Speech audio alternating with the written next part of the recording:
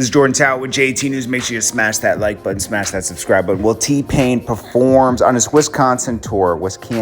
He performs the unreleased version of like his response to Jay-Z's Death of Autotune, which came out in like 2009 or 10. And this is when Jay-Z was kind of just, he had this thing with that era right there where he was telling people not to wear throwbacks, which also hurt Mitchell and Ness's business a lot. And then he didn't like everybody using autotune when T-Pain was one of the pioneers of that era using autotune, because before that you had, people using it like on other songs, but it was a vocoder. Autotune was something that you could plug into a board with an engineer. You didn't have to use the vocoder anymore. So T-Pain mastered that, and a lot of people, or he made it famous, and a lot of people copied him or were using it around that time, and Jay-Z got sick of it and dissed it, and essentially dissed T-Pain at the same time. So T-Pain made a response, but he said he never released it. But he performed it on the tour recently. It wasn't really, I'm glad he didn't release it, because it wasn't really it was really just a braggadocious track. It wasn't, and I think he just did it, and he admittedly did it out of anger at the time.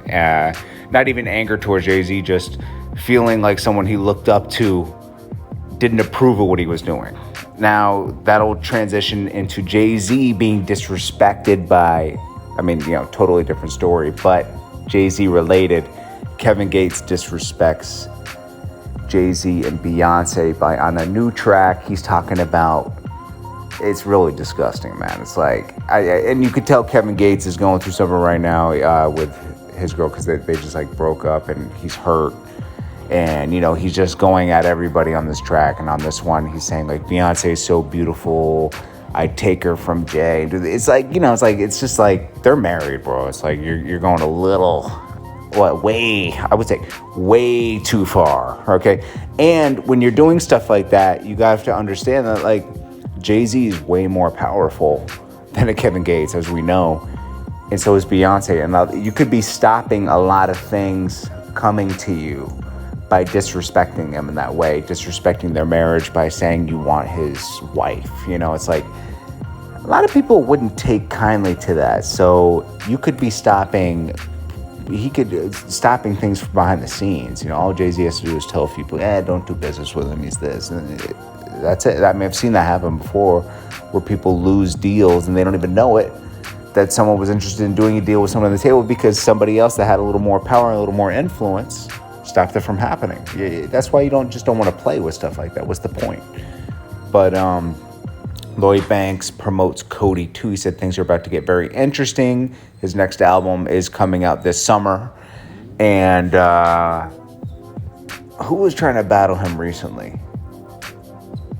Jewels? Was it Jewels? Jewels and Jim Jones. But then he was trying to do something else recently where... Oh, Cassidy dissed Lloyd Banks for some reason. I don't know. He was trying to get hot, but... Lloyd Banks is dropping his new album that's coming out. And also, this marks 5 years today where we lost Prodigy. So rest in peace, Prodigy. And condolences to everybody who felt that loss. So Prodigy, 5-year anniversary of his passing is today. This is Jordan Tower with JT News. Peace.